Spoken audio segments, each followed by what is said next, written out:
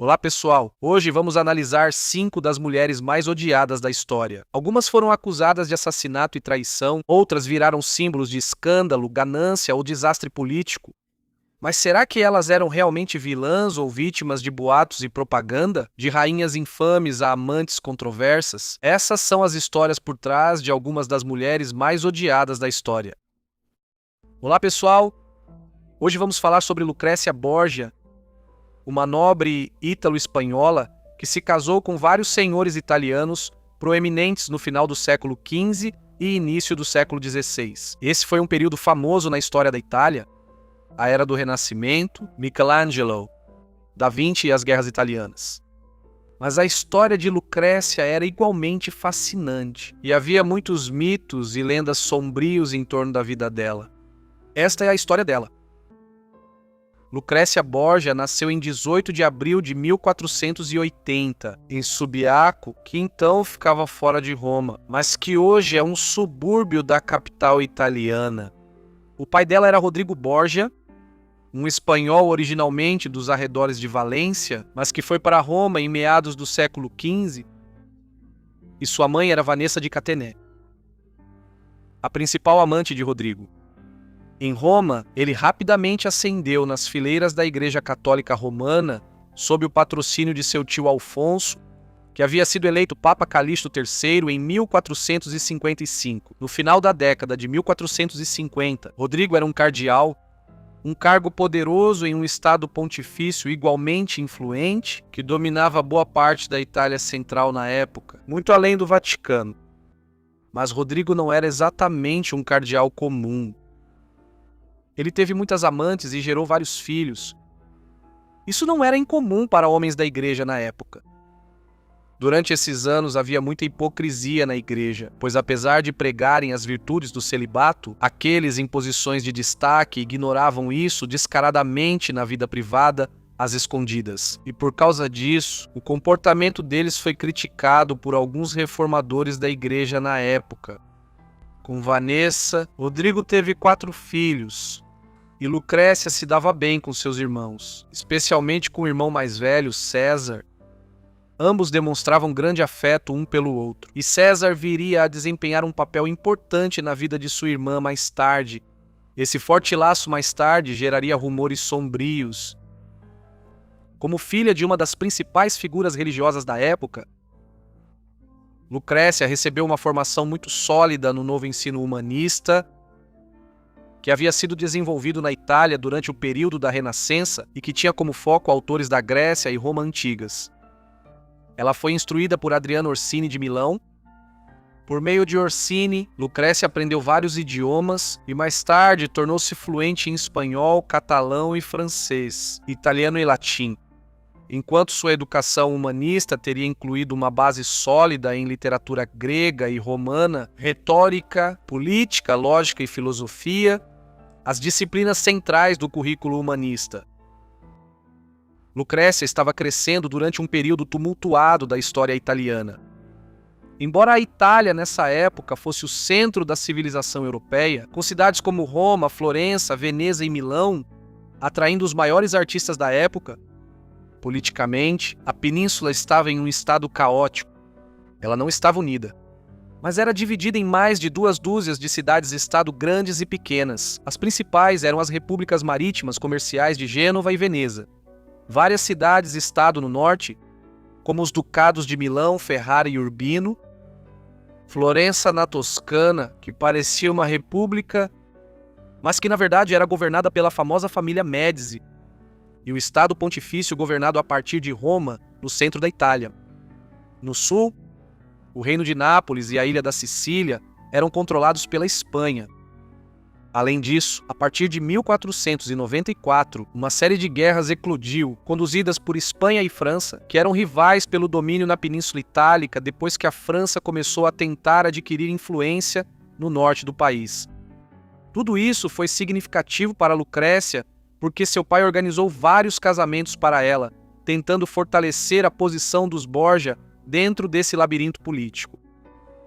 Quando ela tinha apenas 10 anos de idade, o pai de Lucrécia prometeu sua mão em casamento a um nobre valenciano, Mas esse e vários outros arranjos matrimoniais foram cancelados nos anos que se seguiram, conforme a sorte política de Rodrigo oscilava no início da década de 1490, seu poder de barganha mudou drasticamente em agosto de 1492, quando venceu a disputa para ser o próximo Papa.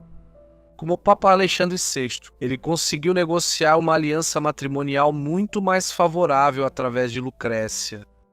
No dia 12 de junho de 1493, ela consequentemente se casou com Giovanni Sforza, um membro da poderosa família Sforza, que governava o Ducado de Milão e vários outros pequenos estados no norte da Itália.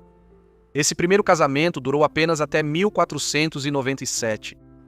Nessa época, o Papa havia decidido que a aliança com os Sforza não era mais a melhor opção, e uma aliança matrimonial melhor poderia ser negociada através de Lucrécia se a união fosse anulada. Isso foi devidamente aceito por Sforza depois de certa pressão, e ele, de forma um tanto constrangedora, assinou um documento declarando que não pôde consumar o casamento devido à impotência, e isso foi motivo suficiente para que a anulação fosse concedida. No entanto, em resposta, acredita-se que o humilhado Giovanni Sforza começou a espalhar fofocas, afirmando que Lucrécia mantinha relações sexuais com seus irmãos e seu pai. A essa altura, Lucrécia estava se aproximando da idade adulta. Havia muitos rumores de que ela estava grávida durante a anulação, devido a um caso ilícito com um camareiro que trabalhava para seu pai chamado Pedro Calderón. Os eventos que se seguiram são obscuros. Lucrécia desapareceu da vida pública por algum tempo e pode ter dado à luz seu primeiro filho de Calderón nas semanas seguintes. Então, Calderón tornou-se vítima da crueldade da família Borgia ao se livrar de problemas embaraçosos. Bem, ele foi encontrado morto no rio Tibre no início de 1498. O segundo marido dela, Alfonso de Aragão, teve um destino sangrento semelhante. Alfonso era primo da família real espanhola, descendente da família real de Aragão, cujo rei era Fernando de Aragão, um dos dois monarcas da Espanha no final do século XV, junto com sua esposa Isabel. O casamento de Lucrécia com Afonso, em 1498, fez parte da decisão de seu pai de apoiar temporariamente os espanhóis nas guerras italianas. Mas o casamento só duraria enquanto durasse o realinhamento diplomático do Papa Alexandre. Apesar de ser um bom casamento, pois ambos tinham a mesma idade e dizia-se até que haviam se apaixonado profundamente no ano de 1500, os Borgia decidiram voltar a apoiar a França. Assim, os Borgia precisavam que Alfonso sumisse, e ele rapidamente apareceu morto também em Roma. Lucrécia pode ter sido cúmplice no assassinato dele. Embora o casamento já tivesse produzido um filho chamado Rodrigo, em homenagem ao avô, o Papa. O terceiro e último casamento de Lucrécia ocorreu 2 anos depois. Esse foi seu casamento mais importante até então, e talvez seja por isso que durou. Seu novo marido era Alfonso d'Este, o filho e herdeiro de Hércole d'Este, o duque da importante cidade-estado de Ferrara, no norte da Itália. Ele logo sucederia seu pai e se tornaria duque em 1505. O casamento foi celebrado no início de 1502 e duraria pelo resto da vida de Lucrécia. Isso acabou resultando em vários filhos. Embora a paternidade deles possa ter sido debatida, já que Lucrécia, assim como seu novo marido, envolveu-se em uma série de casos amorosos ao longo da primeira e da segunda décadas do século XVI, isso incluiu um relacionamento duradouro entre Lucrécia e o Marquês de Mantua, Francesco Gonzaga, e outro caso amoroso com o compositor renascentista e teórico literário Pietro Bembo, que era amplamente considerado como tendo formalizado o dialeto do italiano toscano, que posteriormente se tornou a versão padrão da língua italiana usada em toda a península. As relações familiares de Lucrécia e seus muitos casos e casamentos fizeram dela um foco de fofocas maliciosas e muitos mitos na Itália do final do século XV e início do século XVI. Para começar, havia muitos rumores sobre filhos ilegítimos que ela teve com seus amantes. O primeiro deles foi Giovanni no início de 1498, que dizem ter sido fruto do infeliz caso de Lucrécia com Calderón. embora a paternidade de Giovanni ainda seja disputada. Além disso, acusações de um relacionamento incestuoso com seu irmão, Cesare, foram abundantes durante sua vida, principalmente depois que seu segundo marido foi assassinado em Roma, em 1500, e Cesare era amplamente suspeito de ter ordenado o assassinato. No entanto, é improvável que isso tenha relação com o ciúme de amante, mas sim devido às atividades políticas de Cesare na época. O irmão de Lucrécia havia agido como se fosse o pai deles, o general do Papa, ao expandir o território dos Estados Pontifícios na Itália Central no final da década de 1490, e sua decisão de matar Alfonso de Aragão em 1500 foi uma decisão puramente política, relacionada ao realinhamento diplomático do papado e à aliança com a França nesse período. Lucrécia também desenvolveu a reputação de ser uma femme fatale ela mesma, alguém que seduzia homens à vontade e que podia envenená-los com a mesma facilidade. Dizia-se, por exemplo, que ela usava um anel oco que se abria para permitir que ela colocasse veneno nas bebidas de suas vítimas desavisadas. Um incidente notório em que diziam que ela esteve envolvida foi o Banquete das Castanhas, festa em Roma no dia 30 de outubro de 1501. Aqui, Lucrécia, seu irmão César e o pai deles, Papa Alexandre, diziam que estavam envolvidos em algo que beirava uma orgia com parte da nobreza de Roma e dezenas de cortesãs da cidade. Existe apenas um relato do banquete feito pelo mestre de cerimônias da corte papal da época, John Bouchard, e agora se presume que a história foi possivelmente totalmente inventada para manchar o nome da família Borgia. É possível, porém, que Lucrécia não tenha sido nem uma femme fatale nem particularmente mais escandalosa em sua vida amorosa do que qualquer outra dama aristocrática na Itália do final da Renascença. Ela era vista como especialmente atraente por seus contemporâneos, mas sua boa aparência não necessariamente resultou em qualquer comportamento sórdido em particular. Pelo contrário, ela parece ter sido estigmatizada devido às ações bastante duvidosas de sua família. Na década de 1490 e nos anos 1500, o pai dela, o Papa, teve várias amantes e incentivou o filho a conquistar seu próprio reino na Itália Central, usando os recursos da Santa Sé de Roma para isso. E Cesare foi o mais notório dos senhores renascentistas que lançaram a Itália Central no caos na década de 1490 e foi supostamente uma grande influência para Nicolau Maquiavel, quando ele começou a escrever seu notório tratado político, O Príncipe, alguns anos depois. A vida adulta de Lucrécia foi passada na corte dos Este, em Ferrara, onde seu terceiro marido se tornou duque em 1505. Como já mencionado, ela se envolveu em uma série de casos, embora isso não fosse nada incomum pelos padrões da Itália do final da Renascença. A situação se complicou por causa de um de seus amantes, Francesco Gonzaga, tendo contraído sífilis na época do envolvimento entre os dois ou pouco antes. Uma doença sexualmente transmissível que chegou à Europa, com consequências devastadoras no final do século XV, após o contato dos europeus com as Américas.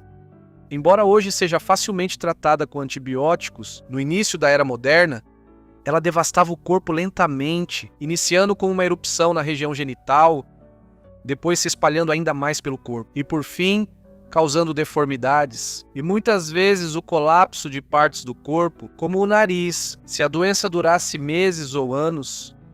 No entanto, Lucrécia aparentemente não contraiu a doença de Francesco, a qual as mulheres são menos propensas.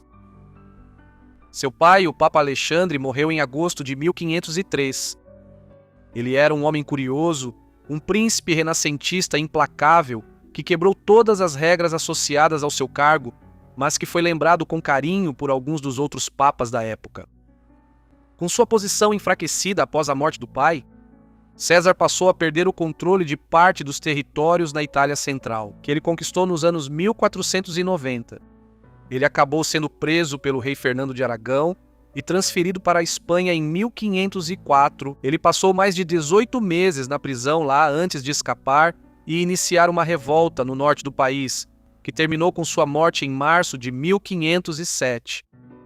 Assim, em poucos anos, no começo do século XVI, Lucrécia passou de filha de uma das famílias mais poderosas da Itália para uma figura isolada, descendente da casa arruinada dos Borgia. Ela teve pelo menos 8 filhos, cuja legitimidade era questionável, e talvez até 10, dependendo da filiação de outros 2. No entanto, ela também teve várias gestações difíceis e abortos espontâneos durante a primeira e a segunda décadas do século XVI, e no final, foi esse histórico turbulento de gestações que levou à sua morte.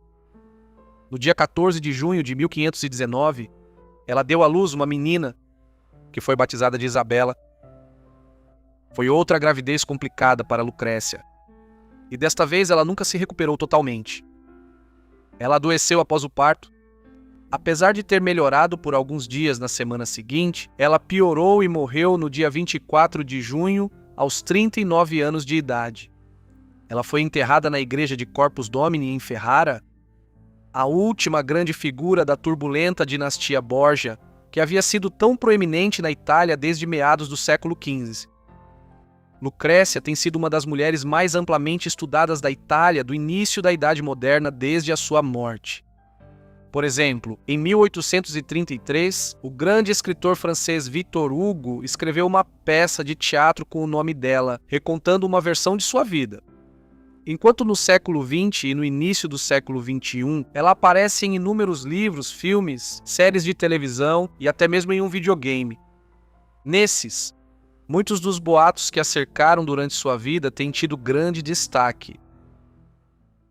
Catarina de Médici era membro da famosa família Médici de Florença. Ela viria a se casar com o futuro rei da França e se tornar rainha, mas seu marido morreu prematuramente, deixando-a para guiar seus filhos.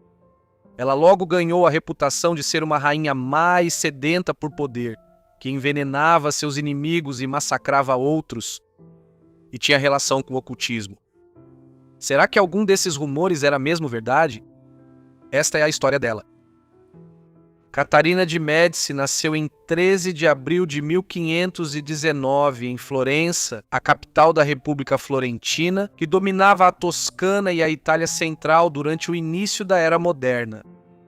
Embora a cidade fosse nominalmente uma república, ela vinha sendo dominada, com poucas interrupções, pela família de banqueiros Médici desde o final do século XIV. Eles também desempenharam um papel importante por si só no Renascimento italiano.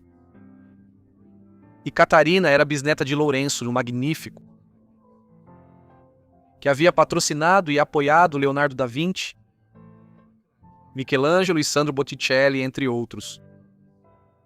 Embora o período da Renascença italiana tenha sido de grande realização cultural na Península Italiana, foi também um período de grande instabilidade política. Enquanto França e Espanha, as superpotências europeias daquela época, disputavam a hegemonia sobre os muitos pequenos cidades-estado da Itália.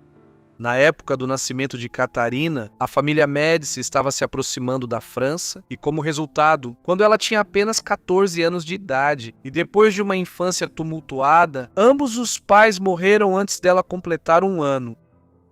Catarina se casou com Henrique de Valois, o segundo filho mais velho do rei Francisco I da França. O casamento foi inicialmente difícil. Os objetivos da união dinástica foram frustrados em 1534, quando Giulio de Médici, que como Papa Clemente VII havia negociado a união com a França, morreu.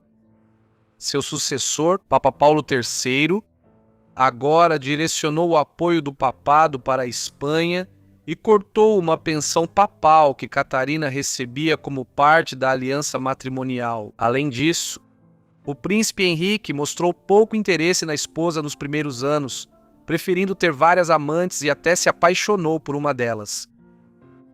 A bela Diane de Poitiers. Uma mulher 20 anos mais velha que Henrique, mas diziam parecer mais jovem.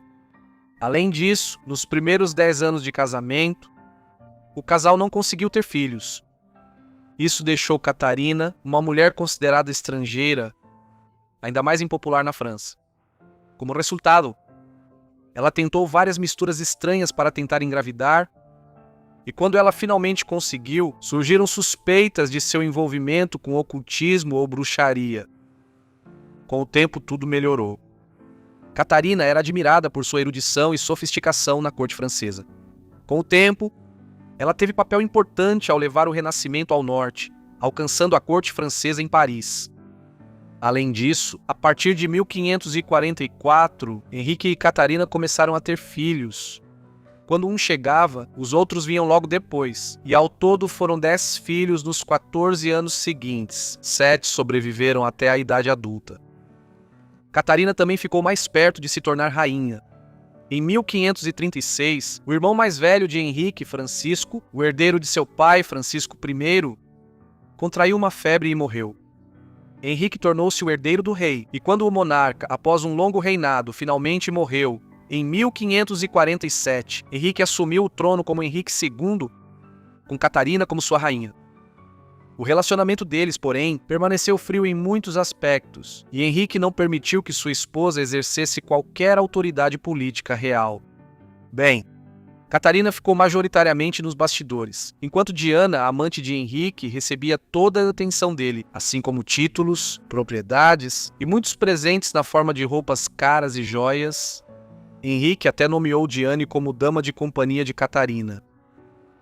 Durante esse período, Catarina se dedicou às ciências e ficou fascinada por astrologia, astronomia e física. Ela também ficou amiga do famoso vidente Nostradamus, e por causa disso, rumores sobre seu interesse em artes negras e necromancia começaram a circular. Além disso, dizia-se que ela tinha agentes que usavam veneno para matar seus inimigos. E embora tudo isso seja questionável e provavelmente exagerado, relata-se que durante seu tempo na França, a venda do antídoto disparou. Então, em 1559, Henrique morreu em um estranho acidente de justa durante uma série de jogos realizados para marcar a consolidação definitiva da paz com a Espanha após décadas de combates. Assim, Catarina foi lançada como uma novata política no papel de governar a França como rainha regente em nome de seu filho, o novo rei Francisco II, e ela ocuparia uma posição de destaque na política francesa pelos próximos 30 anos. No final, o reinado de Francisco II também foi breve, pois ele morreu em dezembro de 1560, apenas 17 meses depois de se tornar rei, e quando tinha apenas 16 anos de idade. Não se sabe do que ele morreu, mas a causa mais provável foi meningite. Foi sucedido pelo irmão mais novo, Carlos, que virou o rei Carlos IX. O novo monarca tinha apenas 10 anos, e Catarina teria que lutar pelos interesses dele por muitos anos, enquanto ele crescia dentro do labirinto da política francesa em meados do século XVI. Catarina tinha muito trabalho, já que a França acabou tendo um rei menino justamente no momento em que o país precisava de uma liderança central forte. No centro de tudo isso estava a questão da religião. Durante as décadas de 30 e 40 do século XVI, o protestantismo havia se espalhado da Alemanha para a Europa Ocidental. Os territórios dos atuais Países Baixos e os cantões suíços rapidamente se tornaram regiões onde os protestantes predominavam. No entanto, a situação na França era mais complexa. Algumas partes do país, como o norte e o noroeste, especialmente Normandia e Bretanha, mantiveram forte compromisso com o catolicismo romano. Mas grandes partes do sul da França, particularmente aquelas próximas à Suíça Ocidental e à cidade de Genebra, abraçaram o protestantismo. Esses protestantes franceses ficaram conhecidos como huguenotes e estavam lutando pela liberdade de culto na França. Tamanha era a dedicação deles que, em 1562, os huguenotes entraram em guerra com o governo francês para obter liberdade de culto. Foi o início das guerras religiosas francesas, que atormentariam a França pelo restante do século XVI. Catarina foi central nas guerras de religião, durante as quais ela se viu tentando negociar entre os dois lados. Os huguenotes de um lado, liderados por Gaspar de Coligny, e a ultracatólica Casa de Guise do outro lado. A facção Guise buscava controlar a monarquia e dominar o governo do jovem Carlos. Durante toda a década de 1560, o objetivo de Catarina era seguir um caminho do meio entre as forças opostas e garantir o melhor resultado possível para seu filho quando ele atingisse a maioridade. Dessa forma, ela se destacou no grupo de figuras políticas francesas que naquela época se definiam como politiques, aqueles que priorizavam a estabilidade política e a paz acima da causa tanto do catolicismo radical quanto do protestantismo. Para esses fins, Catarina oscilou entre favorecer ações militares contra os huguenotes em certos momentos e negociar com eles em outras fases. Na década de 1560, muitas vezes buscando compensar a enorme influência que a família Guise havia adquirido entre a população católica do país. Ela também negociou uma série de alianças matrimoniais. Carlos ele mesmo se casou com Isabel da Áustria em 1570, a filha do imperador do Sacro Império Romano, Maximiliano II. Ela tentou negociar uma aliança matrimonial com a rainha protestante da Inglaterra, Elizabeth I, por meio de uma união com um de seus filhos mais novos, e negociações para um possível noivado com Francisco, Duque de Alençon e Anjou, se arrastaram até o final da década de 1570. No entanto, foi a aliança matrimonial que Catarina negociou para sua filha Margarida se casar com Henrique de Bourbon, o príncipe de Navarra, em 1572, que levou aos eventos pelos quais Catarina é mais vilipendiada e lembrada. Henrique de Bourbon era o príncipe do pequeno Principado de Navarra, no sudoeste da França, na fronteira dos Pirineus com a Espanha. Embora fosse príncipe por direito próprio, ele também era súdito da coroa francesa. Mas havia uma complicação adicional para a união matrimonial. Henrique era protestante e, no início da década de 1570, tornou-se um dos líderes dos huguenotes franceses, apesar de sua juventude. Como tal, o casamento da irmã do rei Carlos com Henrique foi negociado numa tentativa de pôr fim às guerras religiosas e também Catarina esperava reduzir a influência da família Guise no processo. Assim, Henrique e Margarida se casaram em 18 de agosto de 1572 na Catedral de Notre-Dame, em Paris.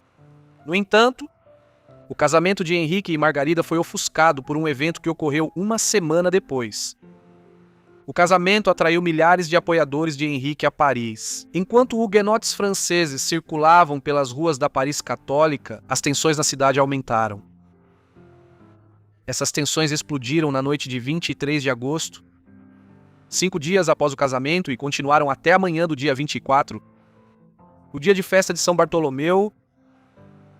O massacre da noite de São Bartolomeu, como ficaria conhecido, foi um dos mais infames casos de violência religiosa nas guerras de religião, que assolaram a Europa por um século após a Reforma Protestante.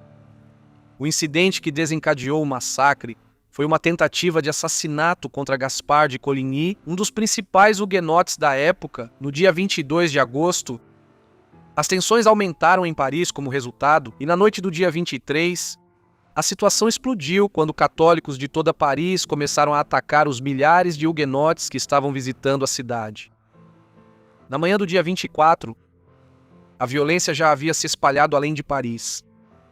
Quando terminou, pelo menos 5.000 pessoas, em sua maioria protestantes franceses, haviam sido mortos, e talvez até 20.000, enquanto cadáveres e sangue cobriam as ruas do centro de Paris. Catarina logo seria difamada por ter instigado o massacre, e a suposição de que ela provocou a violência e não conseguiu fazer seu filho, o rei Carlos Domode, parar. Isso lhe rendeu a reputação como a Rainha Negra ou uma mestra manipuladora. Sob essa perspectiva, Catarina era vista como quem organizou a união entre sua filha e Henrique de Navarra para atrair a liderança huguenote e seus seguidores a Paris, onde ela então organizou para que fossem massacrados no dia de São Bartolomeu. Apesar de tudo, Catarina ainda foi vista assim. Ela não era responsável pela violência. A tentativa de assassinato de Coligny, que resultou no massacre na noite seguinte, foi provavelmente obra da família Guise, que queria sabotar a possível aliança entre a coroa e os huguenotes. Além disso, Catarina realmente convocou o Conselho Real no dia 23 de agosto, antes do massacre, para restaurar a ordem em Paris antes que o sangue fosse derramado. O fato de isso não ter tido sucesso se deveu ao seu filho Carlos, um governante fraco e ineficaz, cuja falta de ação foi agravada por relatos de que ele murmurou no dia 23 aos seus conselheiros: matem todos eles. Assim, a reputação de Catarina como a mente por trás do massacre da noite de São Bartolomeu, um evento que provocou indignação entre os protestantes em toda a Europa por muitos anos, é quase certamente injustificada. O papel de Catarina na política francesa continuou muito além dos eventos de 1572, 2 anos depois. Carlos morreu de tuberculose sem deixar herdeiros. Portanto, o filho seguinte de Catarina, Henrique, agora se tornou rei como Henrique III. No entanto, o novo monarca estava ausente na Polônia na época, onde ele era um candidato ao trono da comunidade polaco-lituana. Consequentemente, por um tempo em 1574, Catarina mais uma vez se tornou a rainha regente em nome de seu filho ausente. Ela permaneceu conselheira de Henrique durante todo o reinado. No entanto, ela não era bem vista pelo público francês e ela era frequentemente culpada por qualquer problema que surgisse. À luz disso, em 1574, um autor anônimo publicou um texto extremamente crítico em relação a ela. Assim, a reputação de Catarina como rainha maligna se consolidou ainda mais. Durante seu governo, inúmeras acusações sobre Catarina foram espalhadas. Isso incluía que ela envenenou a mãe de Henrique de Navarra, tinha um quarto em seu castelo cheio de venenos, e que ela até forneceu prostitutas para seu filho recentemente falecido, quando ele ainda era bem jovem. Em 1577, um certo Pierre Lestuel descreveu um banquete realizado por Catarina. Nesse relato, ele alegou: nesse adorável banquete, as mulheres mais belas da corte foram colocadas para servir à mesa, estando seminuas com os cabelos soltos como noivas. Mas isso provavelmente era um tanto exagerado. Bem, ele nem estava lá. Na década de 1570 e até a década de 1580, Catarina lutou bravamente para impedir que a França mergulhasse em uma desordem ainda maior. As guerras religiosas seguiram, mas conseguiu impedir que seus filhos, o rei e o duque de Alençon e Anjou, de iniciarem nova guerra contra a Espanha no fim da década de 1570, para a qual a coroa estava completamente despreparada no contexto da própria instabilidade interna da França. Ela conseguiu limitar o poder dos Guise até certo ponto, mas eles continuaram sendo uma pedra no sapato no cenário político desgastado do país, chegando várias vezes a ameaçar negociar sua própria aliança com a Espanha e trazer tropas espanholas para o país contra os huguenotes. Em meados da década de 1580, Catarina estava idosa e cada vez mais doente e morreu em 5 de janeiro de 1589, aos 69 anos. Apenas 9 meses depois, seu filho Henrique III foi assassinado perto de Paris por Jacques Clément, um fanático católico que estava insatisfeito com a relutância do monarca em enfrentar os huguenotes franceses de frente. Henrique morreu sem herdeiro homem, e seu irmão mais novo, Francisco, havia morrido anos antes. Agora, em uma reviravolta do destino, Henrique de Navarra, que havia se casado 17 anos antes com Margarida, filha de Catarina, provocou o massacre da noite de São Bartolomeu, tornou-se o novo rei. Como o rei Henrique IV, ele aceitou se converter ao catolicismo se isso acabasse com as guerras religiosas, declarando em uma frase famosa que Paris vale bem uma missa. Em 1598, ele pôs fim ao conflito religioso quando emitiu o Edito de Nantes, que deu aos protestantes franceses a tão esperada liberdade de culto. Assim, as guerras religiosas francesas terminaram, mas não pelos filhos de Catarina, mas pelo homem com quem ela casou sua filha em 1572, como prelúdio para um dos incidentes mais trágicos e notórios da França. Em 1936, Eduardo VIII tornou-se rei do Reino Unido. Ele queria casar com Wallis Simpson, socialite americana divorciada várias vezes. No entanto, isso logo resultou em uma crise política e na abdicação do rei. Nos anos que se seguiram, outros escândalos surgiram, e até foi especulado que o casal estava tramando algo sinistro com os nazistas. Mas para entender como tudo isso aconteceu, precisamos voltar ao final do século XIX. A mulher conhecida pela posteridade como Wallis Simpson, na verdade nasceu com o nome de Bessie Wallace Warfield, em 19 de junho de 1896, no Monterey Inn em Blue Ridge Summit, na Pensilvânia. Ela nasceu em uma família empresarial destacada de Baltimore. O pai dela era Henry Warfield, um comerciante de farinha que enriqueceu vendendo esse produto simples e, em 1875, financiou uma campanha para prefeito de Baltimore, embora no final tenha sido mal sucedida. A mãe de Wallace, Alice, também vinha de uma família de empresários. O pai dela era William Montague, corretor de ações bem-sucedido no fim do século XIX. Apesar da riqueza dos pais dela, a infância de Wallace foi difícil. O pai dela morreu de tuberculose em novembro de 1896, menos de 6 meses após o seu nascimento. Para piorar as coisas, o relacionamento da mãe dela com a família estava ruim, talvez devido ao fato de Wallace ter nascido fora do casamento.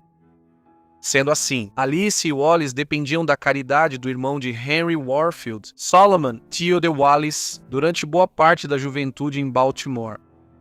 Durante esse período, Wallace se destacou nos estudos e surgiu na década de 1910 como uma jovem inteligente.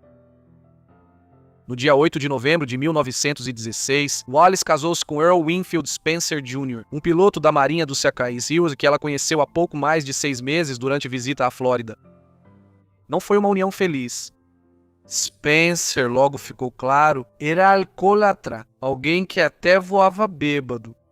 Certa vez ele caiu no mar, mas saiu praticamente ileso. No final da década de 1910, o relacionamento estava rompido e Wallace e Earl estavam parcialmente separados. Eles permaneceram casados até 1927, mas por muitos anos eles quase não se viam, pois ele estava em várias bases do exército nos ICEU. Wallace viajava frequentemente ao exterior, passando um tempo na China, Hong Kong, Paris e outros lugares. 8 meses após a conclusão do divórcio de Wallace de seu primeiro marido, ela se casou com Ernest Aldrich Simpson, executivo americano do setor de navegação com grandes interesses comerciais na Grã-Bretanha. Assim, eles se casaram em Londres e foi lá que viveram principalmente nos anos seguintes. A felicidade conjugal não durou muito e ambos foram infiéis, embora o casamento deles tenha durado quase uma década no papel. Esse segundo casamento não teve filhos. Nenhuma outra união de Wallace teve filhos. Durante seu casamento com Ernesto, Wallace conheceu Eduardo, príncipe de Gales, herdeiro do trono britânico. Isso foi em janeiro de 1931. Eles mantiveram contato depois disso, mas aparentemente só em 1934 que o relacionamento deles se tornou sexual, embora Wallace continuasse oficialmente casada com Ernest até 1937. O relacionamento do príncipe com Wallace foi visto como problemático pela família real e pelo governo britânico assim que detalhes vieram à tona. Na década de 1930, o divórcio ainda era considerado controverso, e a ideia de que o herdeiro do trono se casaria com uma mulher americana. E uma que se divorciou do primeiro marido e cometeu adultério no segundo casamento, quando ela se envolveu com Eduardo, era visto como um escândalo. Assim sendo, os serviços secretos britânicos e a polícia metropolitana abriram um dossiê sobre Wallace em 1935. A controvérsia em torno do relacionamento de Wallace com Eduardo chegou ao auge em 1936, quando o pai do príncipe, o rei Jorge V, faleceu. Eduardo automaticamente ascendeu ao trono como rei Eduardo VIII. Ele realmente queria se casar com Wallace, que havia pedido o divórcio de Ernest e era conhecida por ter dito a seus amigos e conhecidos na época que esperava se tornar rainha em breve. O governo, porém, tinha outras ideias. O primeiro-ministro conservador Stanley Baldwin e seus ministros começaram a agir nos bastidores para preparar o irmão mais novo do príncipe, Alberto, para assumir o lugar caso Eduardo precisasse ser removido do trono se a controvérsia explodisse. E foi exatamente isso que aconteceu. Quando Eduardo deixou claro que pretendia seguir em frente com o casamento com Wallace, o governo Baldwin deixou claro que a sociedade britânica não a aceitaria como rainha. Assim, em 11 de dezembro de 1936, menos de 11 meses após sua ascensão, Eduardo abdicou do trono e foi sucedido por Alberto, que adotou o nome de Jorge VI como rei. Após a abdicação de Eduardo, o governo queria que o ex-rei e sua futura esposa desaparecessem da vida pública britânica o máximo possível. Dessa forma, quando surgiram planos para eles se mudarem para a França, Jorge VI e o governo de Baldwin fizeram tudo o que podiam para facilitar isso. Eduardo e Wallace seriam nomeados duque e duquesa de Windsor. Eles receberam uma grande quantia em dinheiro e uma pensão contínua para viver confortavelmente no exterior.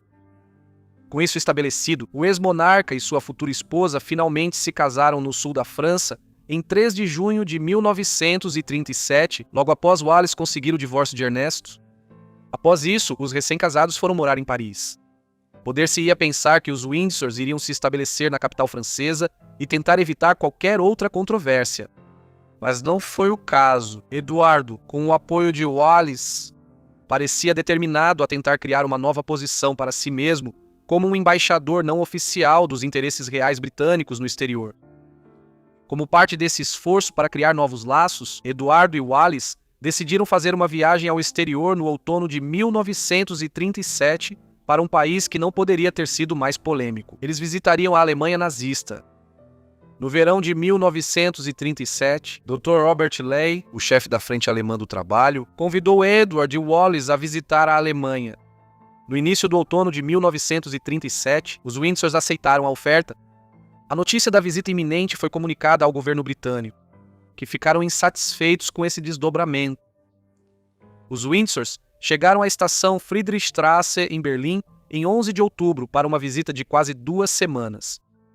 As atividades deles eram geralmente bastante mundanas, envolvendo visitas a fábricas alemãs e organizações sociais, mas durante todo o tempo foram recebidos com festas e banquetes pelos líderes nazistas, incluindo o ministro das Relações Exteriores da Alemanha, Joachim von Ribbentrop, o ministro da propaganda nazista, Joseph Goebbels, e Hermann Göring, o chefe da recém-formada Força Aérea Alemã e o segundo em comando de Hitler.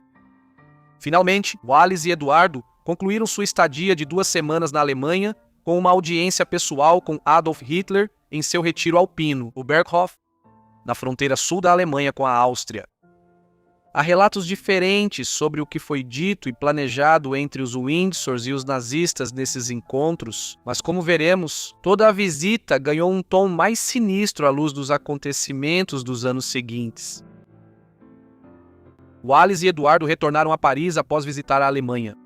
Lá, eles viram a Europa se aproximar rapidamente da guerra nos meses seguintes, enquanto seu novo amigo, Adolf Hitler, começou a anexar alguns dos países vizinhos da Alemanha. A Áustria foi anexada à Grande Alemanha em março de 1938, seguida pela Tchecoslováquia um ano depois. Quando os nazistas então invadiram a Polônia em setembro de 1939, Grã-Bretanha e França decidiram não apaziguar mais Hitler e declararam guerra à Alemanha.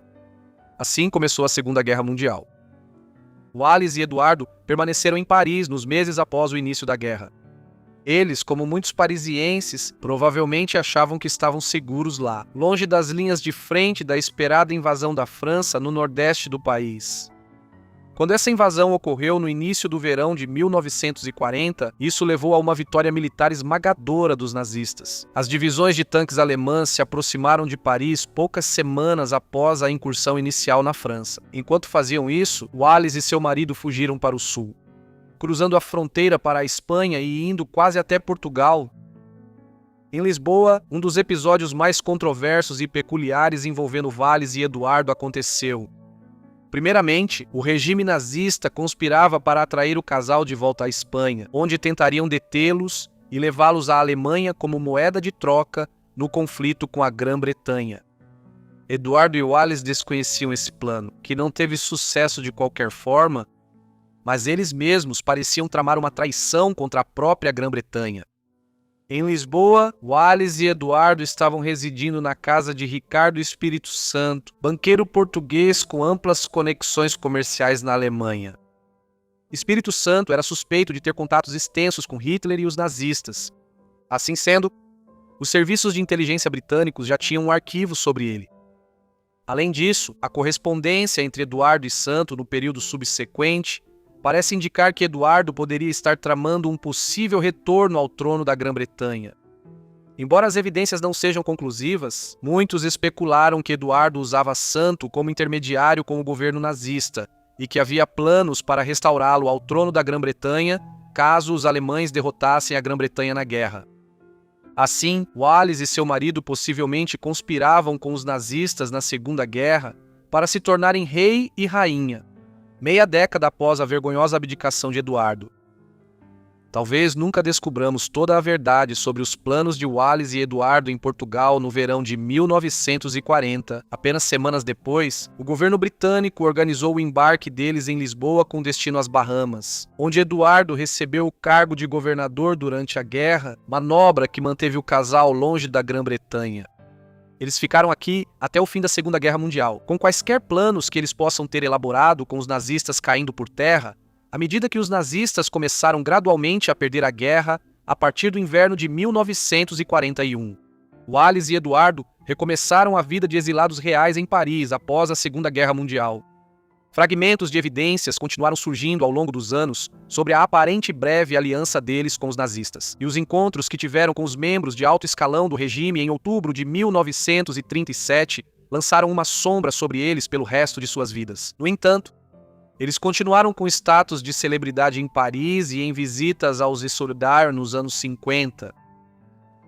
A saúde de Eduardo piorou nos anos 60, em grande parte devido ao seu hábito de fumar compulsivamente durante toda a vida e a uma predisposição familiar para problemas pulmonares. Ele acabou falecendo em maio de 1972 em Paris, aos 77 anos de idade. Seu corpo foi levado à Inglaterra para um funeral real, no qual houve uma surpreendente demonstração de luto por parte do público britânico pelo monarca que havia sido rei brevemente em 1936 e cuja vida, de outra forma, esteve envolta em controvérsias. Wallace permaneceu na França após a morte de Eduardo. Ela se manteve com a herança do marido falecido e uma mesada da rainha Elizabeth II da Grã-Bretanha. A essa altura, sua saúde piorava e no fim dos anos 70, ela desenvolveu demência. A partir de 1980, ela perdeu a capacidade de falar. Assim, seus últimos anos foram vividos reclusa em casa, com suas faculdades mentais se deteriorando. Por fim, Wallace faleceu na capital francesa em 24 de abril de 1986, aos 89 anos de idade. O funeral dela ocorreu na Capela de São Jorge, no Castelo de Windsor, Inglaterra, e ela foi sepultada ao lado de Eduardo, próximo ao castelo. Quando Hernán Cortés e seus conquistadores espanhóis conquistaram o Império Azteca da América Central, entre 1519 e 1521, eles receberam grande ajuda de uma mulher nativa, Malinali, que ficou conhecida como Malinzin ou La Malinche. Atuou como tradutora, conselheira e intermediária para os espanhóis. O nome dela se tornou sinônimo de duplicidade e traição ao próprio povo. Mas será que ela foi a personificação da traição ou, na verdade, uma vítima das circunstâncias? La Malinche nasceu com o nome de Malinali, por volta do ano de 1500, entre o povo Nahua da península de Yucatán, no que hoje é o sul do México e a Guatemala. Ela cresceu na região de fronteira entre o antigo Império Maia e o mais novo, expansionista e agressivo Império Azteca, cuja capital ficava muito mais ao norte, em Tenochtitlán, no atual local da Cidade do México. Sabemos pouco sobre os primeiros anos de sua vida, mas sabemos que quando ela tinha 8 ou 9 anos de idade, Malinali foi escravizada. Não está claro se ela foi sequestrada durante um ataque de um grupo guerreiro ou se foi vendida por sua família. A escravidão era muito comum na região da América Central no período pré-colonial e é bem possível que sua família a tenha entregue em troca a alguns povos maias mais ao leste.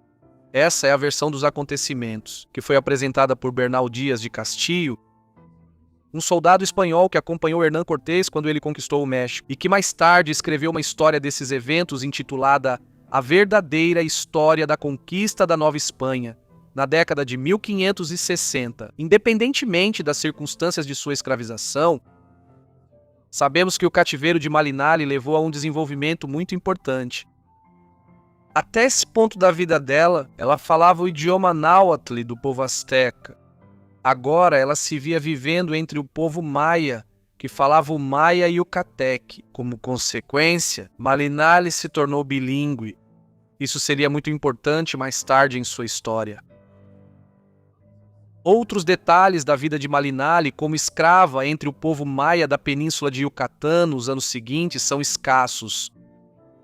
Ela pode ter sido trocada várias vezes e vivido em diferentes lugares. O que sabemos é que ela ainda era uma escrava, entrando em sua fase adulta em 1518, quando os primeiros exploradores espanhóis, partindo das colônias espanholas no Caribe, desembarcaram na península de Yucatán e fizeram contato com os nativos da América Central. Esse primeiro contato rapidamente levou a uma intervenção mais duradoura na região. No ano seguinte, em 1519, um comandante militar espanhol chamado Hernán Cortés liderou uma expedição da colônia espanhola na ilha de Cuba até a península de Yucatán. Quando ele chegou à cidade de Pontón Pontónchan, no território maia, as autoridades da cidade, buscando apaziguar os europeus, presentearam Cortés com 20 escravos. Uma dessas mulheres era ninguém menos que Malinali. A princípio, Malinali foi tratada da mesma forma que as outras escravas. Elas foram batizadas na fé cristã e receberam nomes europeus. Cortés então deu Malinali a um de seus seguidores de maior posição e talvez não tenha pensado muito mais nela. Mas então uma descoberta foi feita. Descobriu-se que, além de falar o idioma maia-yucateco local dos maias, Malinali também conseguia falar o idioma náhuatl dos astecas, mais ao norte e oeste. Cortés chegou à América Central decidido a conquistar os astecas. Após ouvir dos espanhóis sobre as riquezas do império deles, que haviam chegado à América Central no ano anterior. Sendo assim, foi decidido que Malinali poderia ser usada como intérprete para os espanhóis.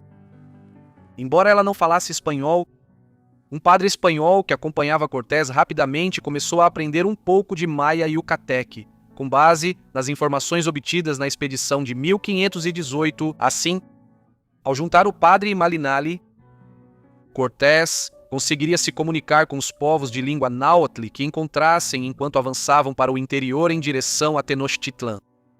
Dessa forma, ele recuperou Malinali do espanhol a quem ela havia sido dada. Daqui em diante, ela seria a companheira constante de Cortés na América Central e ela sempre era retratada como estando próxima de Cortés em qualquer pintura ou desenho feitos dos eventos que aconteceram depois. Tendo assegurado o controle da costa da península de Yucatán, Cortés e seus seguidores avançaram para o interior nos meses seguintes. Enquanto faziam isso, eles guerrearam contra diversas cidades e vilarejos de língua náhuatl, mas com outros eles negociaram. Malinali foi fundamental nessas negociações. Os espanhóis eram relativamente poucos em número em 1519. Se Cortés e seus homens quisessem conquistar Tenochtitlán, eles precisariam de aliados entre os outros povos de língua náhuatl da região do México. Logo, eles conseguiram esses aliados entre os tlaxcaltecas e o povo texcocano da região, que se ressentiam do domínio asteca na América Central, principalmente por terem que fornecer tributos humanos aos astecas, que eram mortos como sacrifícios durante festivais religiosos em Tenochtitlán. Usando Malinali como intérprete, Cortés conseguiu conquistar essas pessoas para a causa espanhola contra os astecas. É também nessa época que Malinali passou a ser conhecida como Malinzin, uma versão náhuatl do seu nome. Isso adicionou um tratamento honorífico real ao seu nome. Os nativos que encontraram presumiram que ela era nobre. Bem, ela tinha grande destaque dentro do séquito de Cortés. Os espanhóis então hispanizaram o nome dela para Malinche e acrescentaram lá antes para chamá-la de senhora. Os espanhóis tinham grande estima por ela. Por fim, a expedição espanhola chegou a Tenochtitlán em novembro de 1519. Lá, eles se encontraram com o imperador asteca Montezuma II, que conversou com Cortés, com La Malinche atuando como intérprete. Montezuma os recebeu na cidade e concordou em lhes dar alojamentos na parte central de Tenochtitlán.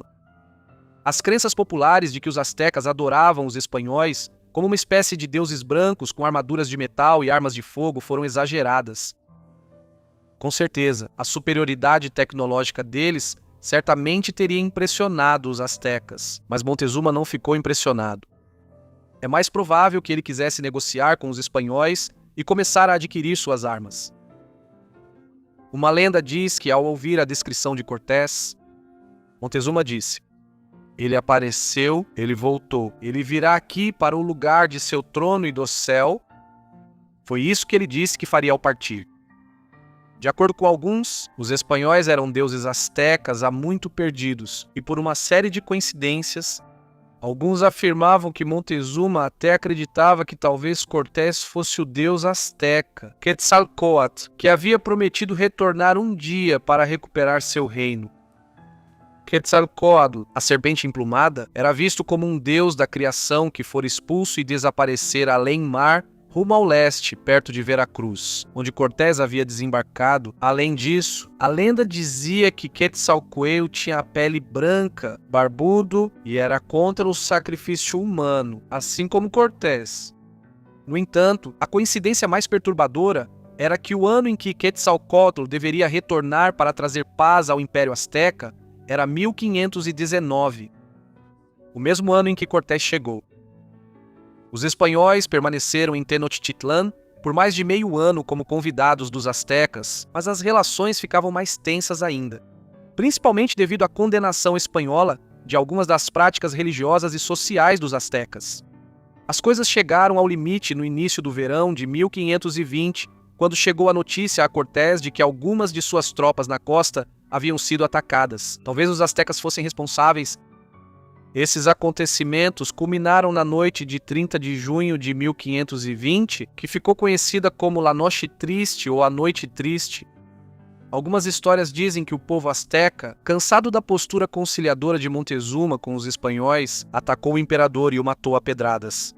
No entanto, também é possível que Cortés tenha matado o imperador. Quaisquer que sejam as circunstâncias exatas, a atmosfera em Tenochtitlan agora se tornou hostil. Os astecas atacaram os espanhóis e durante toda a noite, os espanhóis tiveram que lutar para sair da cidade. Perdeu muitos homens e seguidores no caminho. Mais uma vez, La Malinche pode ter sido crucial nesses acontecimentos, por avisar Cortés que os astecas se preparavam para atacar os espanhóis.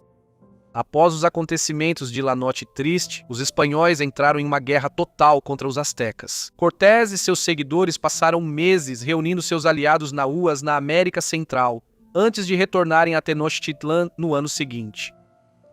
Quando retornaram, eles voltaram a uma cidade asteca gravemente enfraquecida por uma pandemia de varíola causada pelos espanhóis. Os astecas não tinham imunidade contra essa doença europeia, e ela dizimou a população da cidade. Consequentemente, no verão de 1521, Cortés e aliados nativos conquistaram a cidade. Colocando fim ao Império Azteca, nos anos que se seguiram, o Império Espanhol expandiu-se e controlou toda a América Central. La Malinche foi fundamental para a conquista do seu próprio povo. Cortés certa vez afirmou que depois de Deus, ninguém foi mais fundamental para o seu sucesso na conquista do México do que ela. Ainda assim, a história dela não termina aí. Depois que a conquista dos astecas terminou, ela continuou morando com Cortés por um tempo. Em 1522, ela teve um filho chamado Martim. Por essa razão, ela ficou conhecida como a mãe da raça mestiça.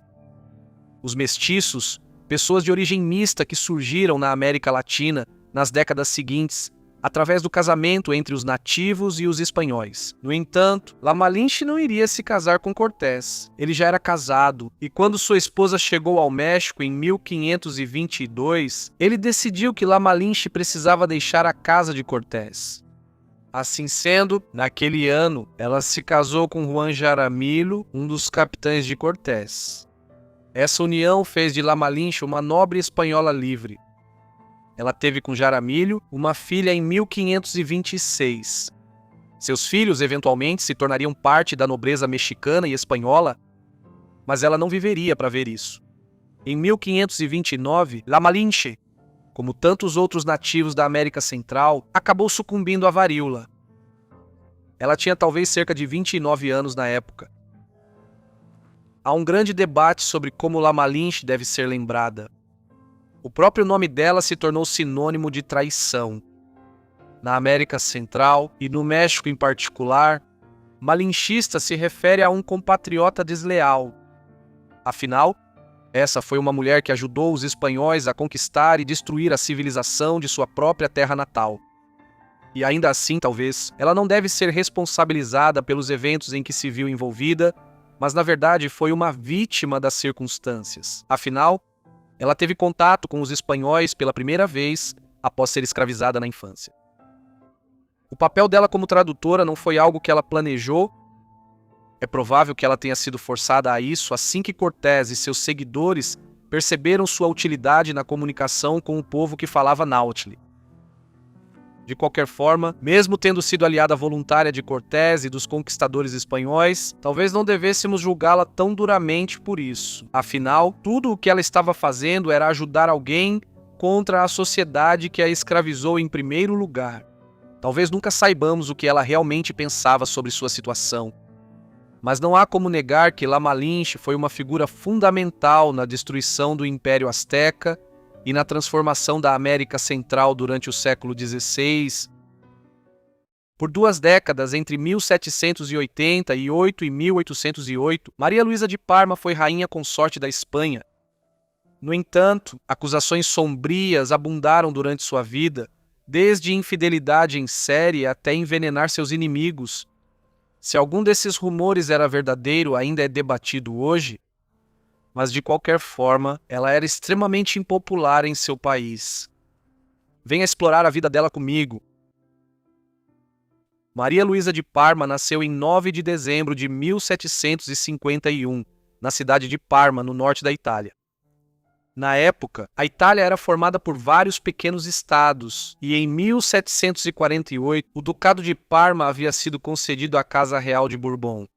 Isso foi graças ao Tratado de Aquisgrão, que pôs fim à Guerra de Sucessão Austríaca. Diferentes ramos dos Bourbon governavam a França e a Espanha, e ficou decidido que o pai de Maria Luísa, Filipe, o segundo filho do rei Filipe V da Espanha, iria adquirir o ducado. Assim, Maria nasceu na cidade italiana pouco mais de 2 anos depois que seu pai chegou lá como Duque de Parma. A mãe de Maria Luísa era Luísa Isabel, a filha mais velha do rei Luís XV da França. Ela era parente próxima de Filipe, com quem se casou em 1739, continuando uma tradição de casamento entre primos próximos entre as famílias reais da Europa. Ela e Filipe tiveram 3 filhos que chegaram à idade adulta.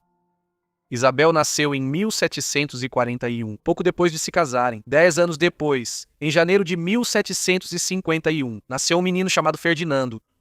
Apenas algumas semanas depois, Luísa Isabel engravidou e assim Maria Luísa nasceu 11 meses depois. As 3 crianças e seus pais viviam no Palácio Ducal de Color Colonna, em Palma, um belo edifício que havia sido reformado e ampliado para um palácio do século XVIII a partir de uma imponente construção medieval várias décadas antes. Maria Luísa e seus 2 irmãos teriam sido educados por Etienne Bonnard de Condillac, um renomado estudioso francês do Iluminismo, mas não há evidências que comprovem isso.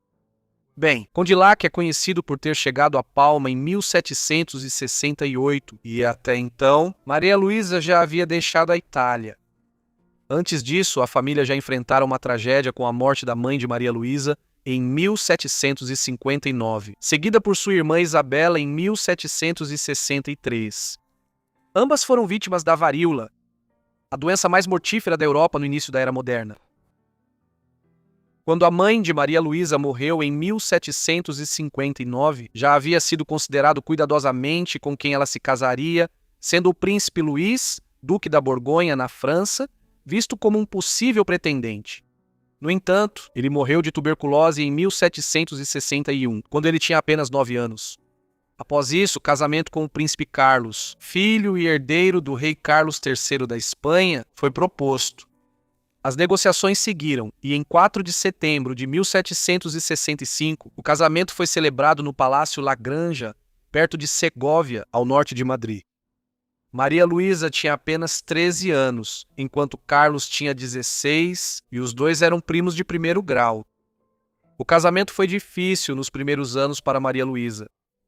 A mãe de Carlos, Maria Amélia, havia falecido alguns anos antes e, com Carlos como herdeiro do trono espanhol, Maria Luísa tornou-se a primeira dama da corte espanhola. No entanto, vários de seus parentes não gostavam dela, principalmente por sua postura vista como dominadora com o marido, um jovem impressionável que nunca se destacou como um herdeiro ou governante forte. O casamento de Maria Luísa não resultou em filhos por vários anos, e quando resultou, foi ofuscado por abortos espontâneos e pela morte de vários filhos dela e de Carlos. Isso não era um acontecimento incomum.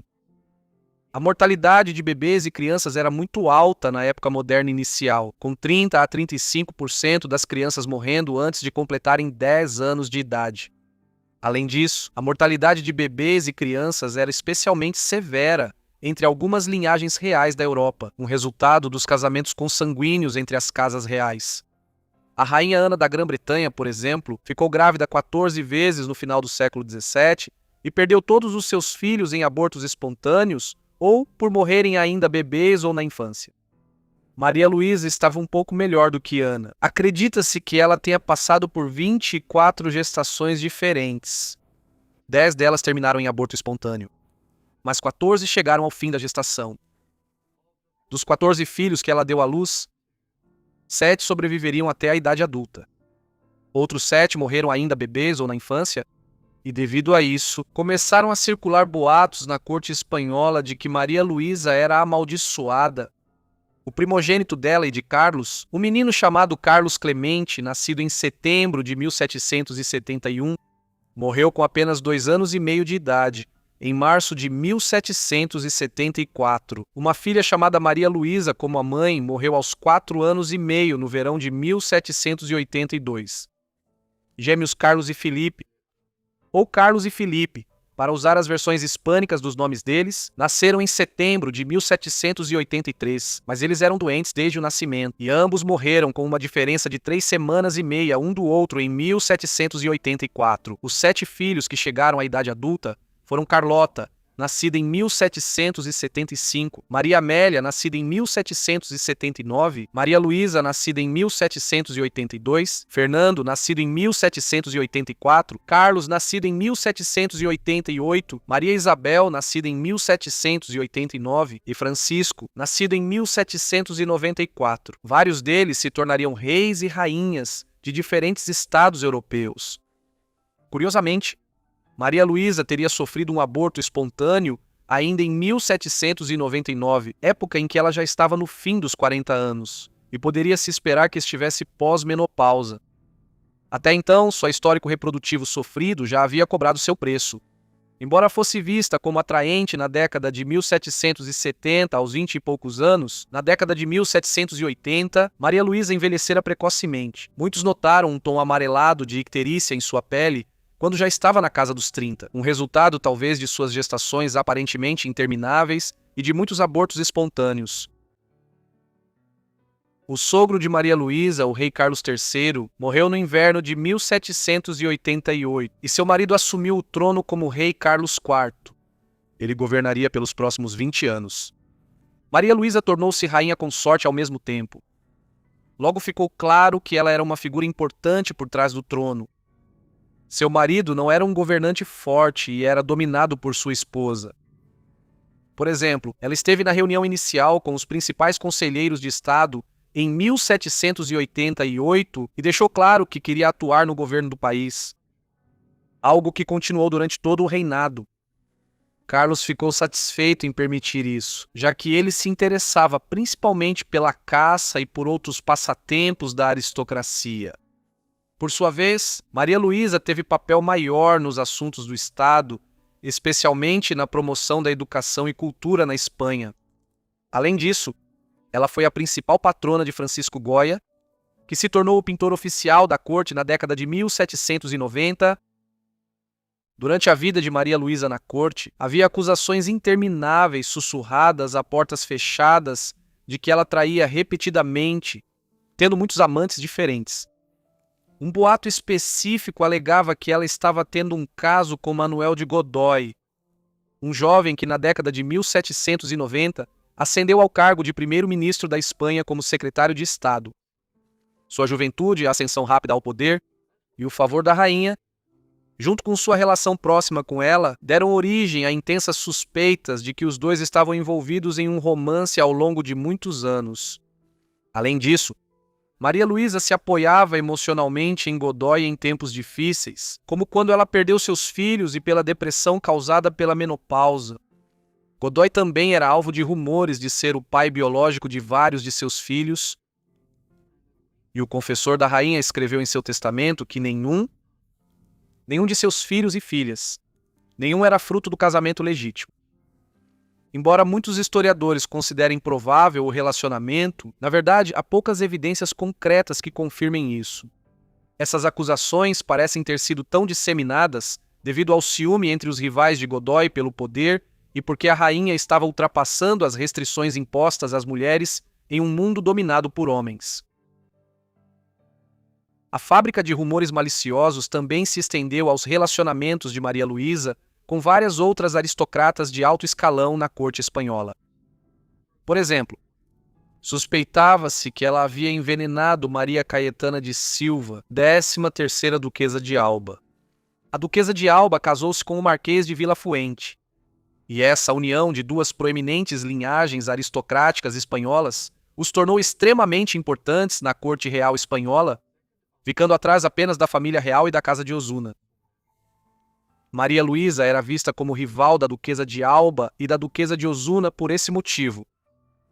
Assim, quando a duquesa de Alba faleceu de repente no verão de 1802, com apenas 40 anos de idade, sua morte foi considerada suspeita e circularam acusações de que a rainha havia organizado o envenenamento de sua rival. Essas alegações eram completamente infundadas, e quase todos os historiadores concordam que Alba morreu de tuberculose, agravada por uma febre severa. No entanto, essa não foi a única mulher que Maria Luísa teria supostamente envenenado. Em 1802, seu filho, o príncipe Fernando, casou-se com Maria Antônia de Nápoles e Sicília. Maria Luísa não gostava de sua nora. Certa vez escreveu a Manuel Godoy: "O que faremos com aquela serpente diabólica da minha nora e com aquele covarde vira-lata do meu filho?" A animosidade entre eles e o fato de ela ter só 21 anos levaram acusações de que ela havia sido envenenada. Mas não há evidências que comprovem isso, e Maria Antônia na verdade morreu de tuberculose. No século XIX, quem estava no poder na Espanha tinha preocupações muito mais sérias do que as supostas infidelidades da rainha consorte ou histórias inventadas de envenenamento. Uma ameaça mais real e tangível surgira na Europa Ocidental. Em 1789, a Revolução Francesa começara, levando eventualmente, no início da década de 1790, à deposição e execução do rei Luís XVI da França, prima de Maria Luísa.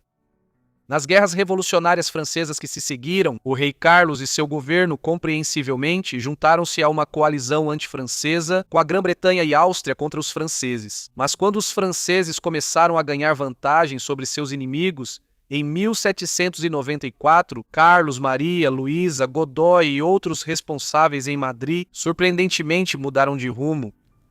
Uma aliança foi firmada com a nova República Francesa, uma que fez da Espanha o principal aliado da França entre as potências europeias. A aliança franco-espanhola sempre foi desigual. Espanha era uma potência europeia de segundo escalão no fim do século XVIII, e a França estava em ascensão como a potência continental dominante sob a República. Mas isso se tornou ainda mais acentuado sob Napoleão Bonaparte como imperador dos franceses a partir de 1804. Em 1807, Maria Luísa, Carlos e Godoy tentaram tirar proveito da expansão francesa ao concordar com o Tratado de Fontainebleau, que permitiria à Espanha invadir e anexar Portugal efetivamente, uma potência estreitamente aliada ao principal inimigo da França, Grã-Bretanha. Seguiu-se um período de forte intervenção francesa nos assuntos espanhóis, culminando, por fim, na deposição de Carlos e na breve ascensão ao trono de Fernando, o filho mais velho de Carlos e Maria Luísa, uma figura que ao longo dos anos se tornou cada vez mais oposta ao seu pai de vontade fraca.